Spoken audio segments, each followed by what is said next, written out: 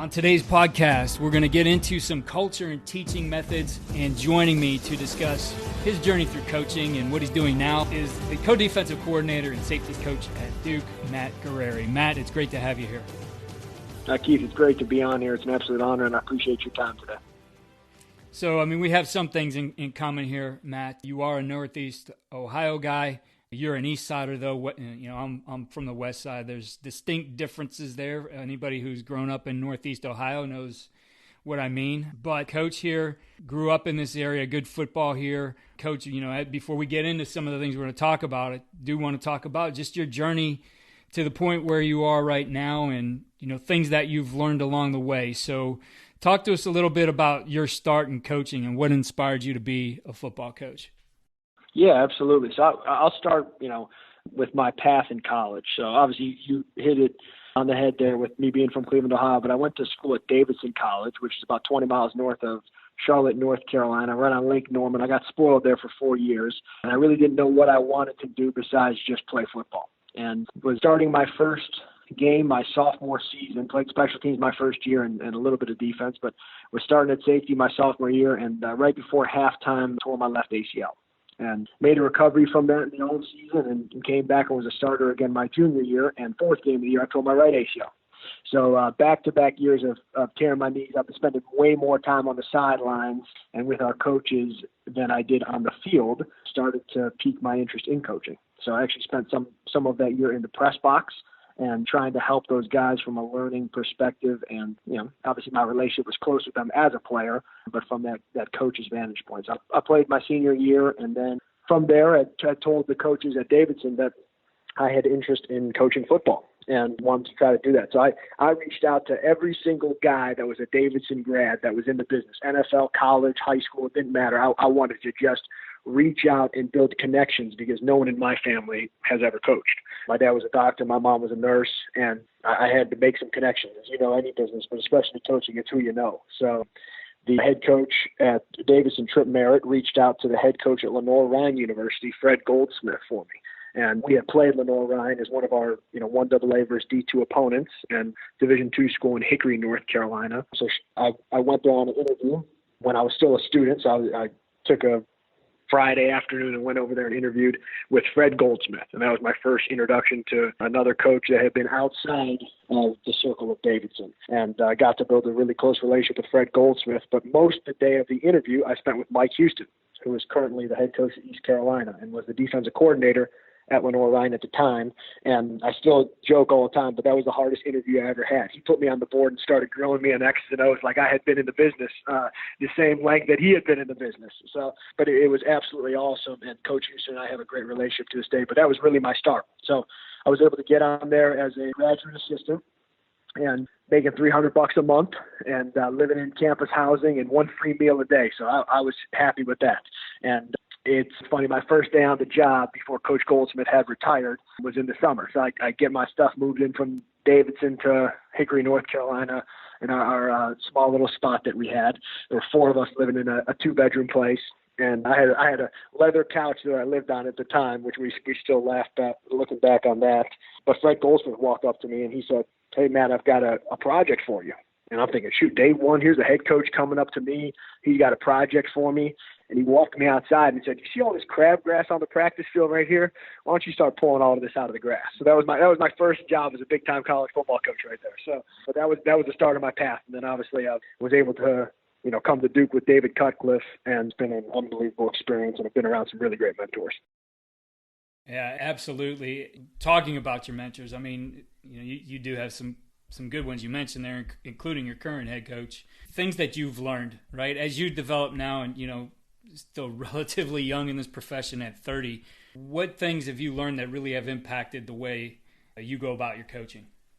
Yeah, I think, for me as a young coach who started with Coach Goldsmith and Coach Houston has developed underneath Coach Cutcliffe, I call it the sponge theory.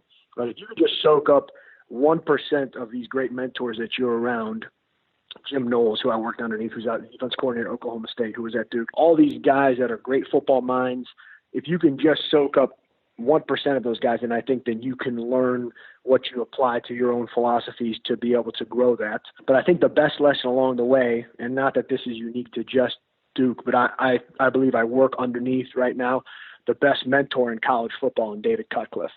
And the influence that you have and the platform you have as a college football coach or high school football coach or any level football coach in developing young men, that's the most important thing that we could possibly do. Especially right now, none of us are with our players right now, but we're on Zoom meetings and FaceTime and those types of things. To have real authentic relationships and pour into those guys and then to go be invited back to their weddings 5 or 6 years after you finish coaching them and things like that, that's the most important lesson that I think that we can learn as coaches is the importance of, again, that's why we do it, right? We do it to get into this because someone in our life influenced us that way. So to try to pay it back to those guys, I think that's critically important. You know, that kind of dovetails with what we're going to talk about today. And I know two things that definitely you have been impacted by Coach Cutcliffe in the way you go about both of these things. So, you know, in talking to Joe Casper, he's a graduate assistant there at Duke with you guys, and another, I think, great young coach. That's been very impactful on him is how you guys develop a culture. And, you know, he's told me a little bit about that. And then, as you mentioned to me, the way you guys go about teaching as well. So we're going to touch on both of those things. And I guess for you, you know, Coach Cutcliffe, certainly he sets the expectations. He's the guy who builds the foundation of the culture. What is it now that, you know, you're picking up the ball and running with as far as how you now help build that culture in your unit and your position group, et cetera? Yeah, I think, you know, we pride ourselves on being teachers, right? So it starts with relationships, and I think the first thing that we're charged with is developing young men. So the way that Coach Cutcliffe would talk about that is teaching winning as a value. So you're trying to win football games, right? But it's got to be taught as a value for their life as well. So we can use the example of finishing through a cone or finishing through a line in mat drills, right? Or morning runs, things like that. The short-term effect of that is, okay, the guy's a better finisher when he's blocking or a finisher when he's tackling, or your team may be a better fourth quarter finishing team. Those are all really important things, right? Short-term as far as winning football games. But long-term for that individual's life, they're a better finisher in their job or their faith or with their family, right? So I think teaching winning as a value, winning is an all-the-time thing, right? But teaching that as a value, I think is critically important for developing young men. And I think that Coach Cutcliffe has instilled that in us, and I think that permeates throughout our culture at Duke University. So thinking of other big picture items as far as that culture, right? Because, I mean, Coach Cut, as the head coach, is going to be able to say this is what we're about. But, you know, just like everything you do, he can't be the only guy driving it. So other things you do to help drive that culture and spread that message, and even some of those buzzwords, right? I think our players get those little sound bites that they hear again and again that become part of what they're doing. What are the things that you're driving and these guys are hearing at Duke? Absolutely. So it definitely starts at the top, but I think your role as a coordinator is for your side of the ball to have a very clear vision and culture within that. And then I think as a position coach, Coach Cutcliffe would say you're the head coach of your position. So I do think it starts at the top, but if you're not active in permeating that culture as a position group or a defense, then I think that you fail there. So I would start with first establishing what you want to be, right? So for us defensively, when I think of culture, I think of, okay, it's not necessarily what you do, but how you do it, right? So there's great schemes that are all over the country. 3-4 defenses, 3-3 stack, 4-2-5. It doesn't matter. There's a bunch of people who have been successful with a number of those things. That's why they all exist. I don't know while they're important, the schematics of it, how you do them and the mentality that you play with is really important. So what we've done at Duke University is we call it our defense devil defense because we're the Duke Blue Devils, but our culture is what we call 60 minutes of hell. And this is stolen. The original idea is Nolan Richardson for Arkansas basketball, won a national championship, actually beat a Duke University team in the national title game with an Arkansas team where they would just press in your face, aggressive, no quit.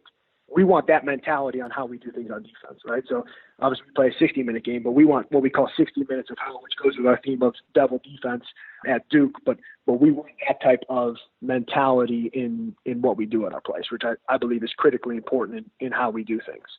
You know, from a teaching progression of how we do things at Duke, one of Coach Cutcliffe's big things is what he has labeled the 55. So if you ever hear him clinic at all, it's big for our defense too. What 55 stands for is the average play is about 5 seconds long. And there are 5 things that we have to accomplish in those 5 seconds to be successful. And in order, those are alignment, assignment, effort, execution, and finish. And if we're able to do those things, then we're going to be really successful in how we do that. The building blocks of what Duke University is established on and what our defense is established on as well, as far as our football program, is discipline and conditioning, right? So if you're not a really disciplined individual or a conditioned person, I think it becomes really hard to do your 111 consistently at the expectation that you need to, you know? So those are some of the things from a buzzword standpoint: discipline and conditioning, 55, 60 minutes of hell, the way that we try to do things at Duke that our guys are completely bought into. Coach, you mentioned the teaching methods and how you go about things, and I'm always interested in that part of it because, you know, we can look at the overview and see the schemes and plays that people run, defenses people run, and there's going to be a lot of similarities, but I think what it boils down to is how you do those things. And for the coach, how you do those things is how you teach it on the field. So talk to us about things you feel, I guess, are unique to the way you guys do things at Duke. Yeah. One of my philosophies is to meet players where they're at to get them where you want them to be, right? So I'll use recruiting, for example.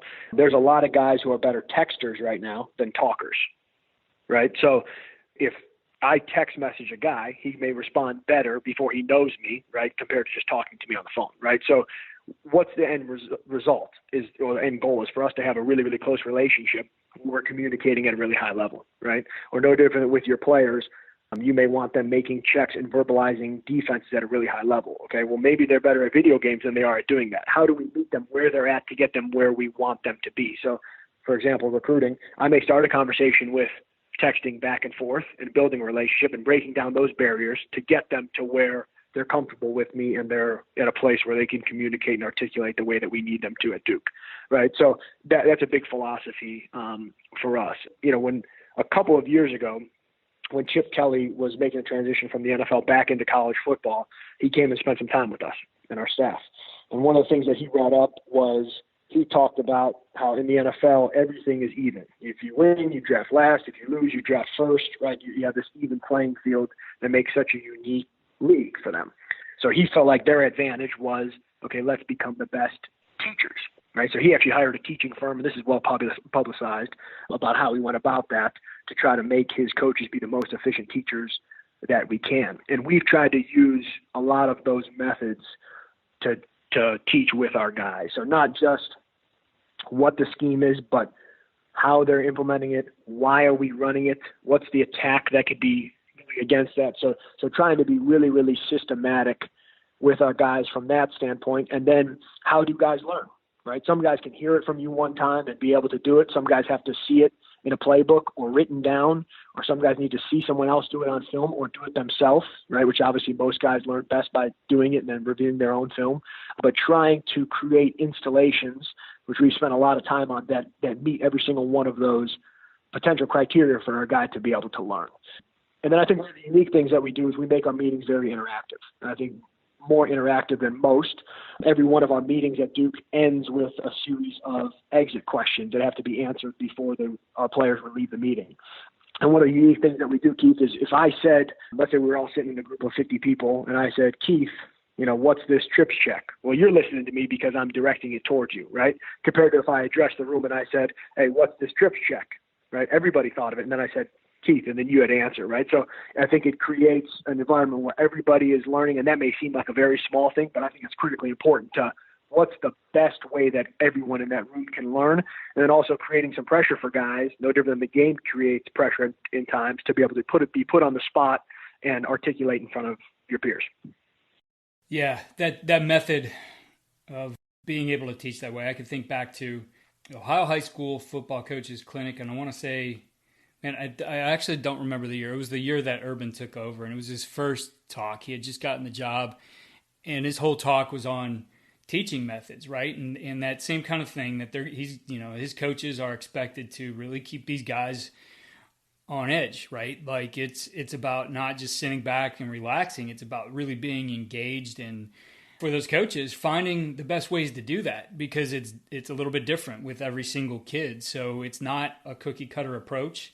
Certainly I think we have, more guys in the room maybe that trend towards learning a certain way, but there's those outliers too that you can't leave them behind. I mean, there's numerous stories where you hear a guy who's just had a bad experience with this program or that program, and the reality is they just didn't understand how to reach them. It wasn't that they were bad coaches or anything in that regard. It was, there was not that, I guess, consistency in being able to get to that guy and help him with what he needs.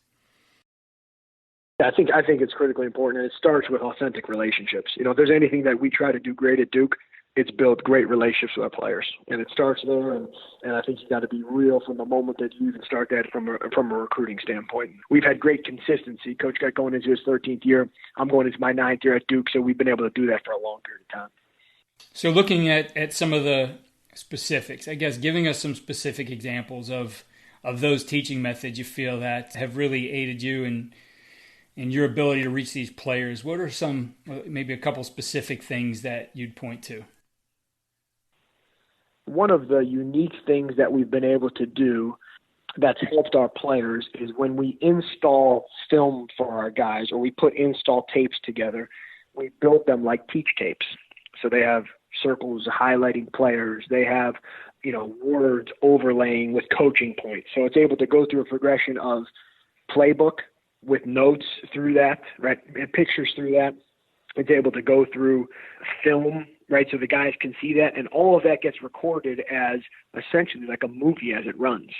And then those guys have that to be able to teach each other, right? So in the summer when guys are able to structure their own time to do workouts and meetings and things like that, then you've got seniors that are getting up and giving installations that they've already been through in the spring. Obviously, we're in a unique time right now, but that they would normally go through in the spring, and they're teaching the younger players, right? So there's accountability from our end to the players' end, and then from the veteran players to the younger players. So I think that's made those guys understand our defense even better, because we've built a system where they're able to become teachers, right? And if a player can't teach a concept, then I don't think that they really know it. And through that system, then I think it's been easier for us as a play caller, then what your guys really know through those series of questions and things like that. If not, I think that it becomes hard if you're guessing if your guys really know that defense like the back of their hand. Yeah, I can think specifically of examples, and that was something I really believed in too, and we worked to make part of, our offensive culture when I was at BW was, those guys, especially the upper level guys, being coaches on the field, right? I mean, what's better in a position group of, let's say, 10 guys? Is it better having just those two set of eyes and the coach at the top driving everything, or is it better to have 22? And, I can think specifically of two guys in, this receiver position group who, one early on towards ACL and was done for his senior year, kind of became, came out and did all his things with us that year and really was a coach on the field helping those younger guys. And then a guy who was a freshman, at that time and actually took over the starting position a couple weeks later. His senior year was out for a few weeks with a hamstring injury, and, he was that exact same guy. Both of those guys went on to coach high school ball. One of them now is an administrator. The other one is working to be a college administrator, but still doing some football training on the side. But it was like that attitude and, for them develop that love of teaching and coaching. And, a lot of that happens because you enable your guys to be that on the field. You enable them to teach others. I mean, I think some of the highest form of learning is when you can teach it to somebody else. Absolutely. No, I think that you have to be very strategic as a coach and empower those guys to do that, because I don't think it's natural for everybody, right? Everybody's a leader because everybody has influence, right? You're pulling in either a good or a negative direction on a group. But I think empowering those guys and showing them how they can grow in that area has been really important to us. And it's, turned guys who may be soft-spoken guys but doing things the right way into more verbal guys and captains for your football team. So I think it's been really, really good for us. And I'll give you one other example too, Keith, is we've tried to be really specific with identifying to our guys on defense what we would consider winning edges, right? So what are, the 13, things or however many things that you may identify as a staff that are you have to do to be able to win on defense, and highlighting those things consistently after every practice or after every game. So I'll give you some examples, like we use junction points, right? So anytime that two bodies are colliding on a field, a tackle opportunity, a block opportunity, getting off a block opportunity, right? So what we do is we present these things in a film session with big slides and overlays that it would come up and say junction points. And then the entire room would say, got to win them, right? As a point of emphasis for them. Or, right, I may say clean feet, right? Playing with a good base, not crossing your feet. And then they would respond, can't have dirty ones. Or I may say tips and overthrows. And then they would respond, got to have those tip balls, overthrown balls from a quarterback to capitalize on that interception opportunity. So I think we've tried to be really specific and interactive, right? With, okay, hey, these are the kind of things that you have to do to be a great defensive football player and team, highlighting those every day and being consistent so the guys know, okay, hey, this is what we're working on to become great at. Yeah, I love that. And I think the key there is you've made it simple enough that it does become interactive for them, that, you know, you're talking about a one or two word phrase. They're giving back to you a one or two word phrase, 3-word phrase, whatever it might be, that it's got to be simple enough that they can be able to communicate it. Certainly they want to understand all the details that underlie it, but you got to start somewhere with those guys. It's got to be that simple language that they can start to communicate, because if it's complicated, it makes it hard for that guy to be able to take on that role of becoming like a coach on the field. Absolutely. And you know that you get what you emphasize, right? So if you try to emphasize a million different things, you're not going to have a great result, right? So it may be our focus point is getting better at takeaways, or our focus point is getting better at tackling or vicing the football, whatever it is. I think being very specific with those things and having those program wide is what Coach Cutt has done with a lot of his, buzzwords like 55, which we talked about, or things like that, our winning edges on defense, I think have helped us because the expectations are clear and then the players work to get better at those things that you're putting emphasis on. So, Coach, for our position coaches out there who do coach the safeties, I'm going to give them a little bit from you, some advice or great tips from you in this podcast. Thinking about safety play in general, I know that's going to vary for everybody by scheme, but what are some things you can share that feel would help in coaching that position?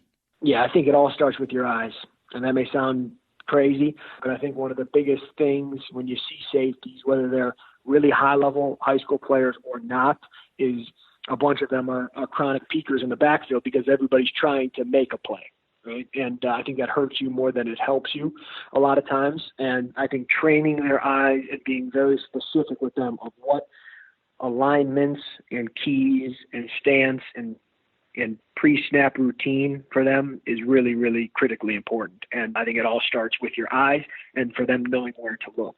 And then I think the best safeties have very little wasted movement because their eyes are in the right place and their feet are tied to their eyes and they're able to make fast decisions based on run-pass keys that you give them. And just looking at that position, right, taking that young guy who's learning things, what do you feel is a key to get that guy to play confidently?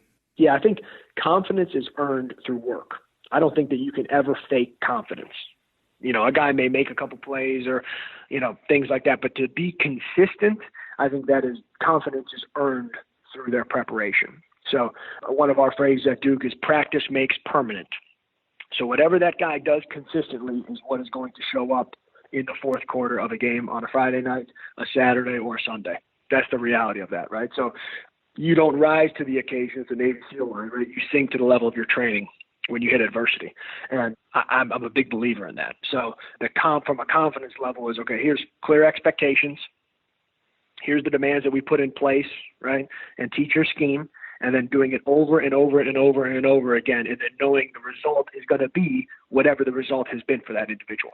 So if it's working on quarters coverage and snap reads in quarters and flat foot bouncing and crack replacing from the roof, or whatever it is, or teaching a middle of field player how to read high shoulder and low shoulder from a quarterback to break efficiently on the football, or blitz technique and how to understand to finish to the upfield shoulder of the quarterback, or how my read may change based on a tackle's pass set or run block, right? So those kind of things, being very specific with those, and then not having so much that a guy can't master those things.